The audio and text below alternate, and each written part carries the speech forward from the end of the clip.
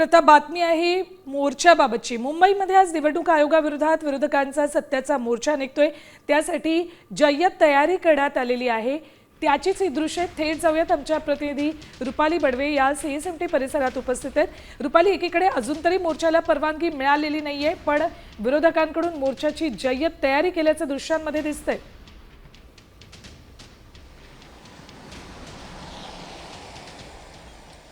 विधानसभा आणि लोकसभेच्या निवडणुकीनंतर खरं तर कुठेतरी मतदार याद्यांमध्ये घोळ असल्याचा आरोप वारंवार जे ते काँग्रेसचे नेते राहुल गांधी यांच्याकडून करण्यात आला आणि राहुल गांधी यांच्यानंतर महाराष्ट्रामध्ये सुद्धा विरोधी पक्षांनी हा जो मुद्दा आहे तो लावून धरला होता आणि त्याच्या संदर्भामध्ये आज महाविकास आघाडी आणि इतर जे काही महत्त्वाचे घटक पक्ष आहेत त्यांच्याकडून मोर्चा काढला जात आहे। सध्या मी सीएसएमटी स्थानकाच्या बाहेरच्या परिसरामध्ये आहे। आपण बघतो महापालिकेचा हा रस्ता आहे आणि याच रस्त्यावरती आपल्याला चारही बाजूला मोठमोठे बॅनर पाहायला मिळतात आणि सोबतच विविध पक्षांचे या ठिकाणी आपल्याला झेंडे सुद्धा पाहायला मिळतात। याच्यामध्ये आपण जर प्रामुख्याने पाहिलं तर राष्ट्रवादी काँग्रेस शरदचंद्र पवार, शिवसेना उद्धव बाळासाहेब ठाकरे आणि मनसे यांचे हे झेंडे जे आहेत ते आपल्याला प्रामुख्याने खरं तर या रस्त्यावरती पाहायला मिळतात।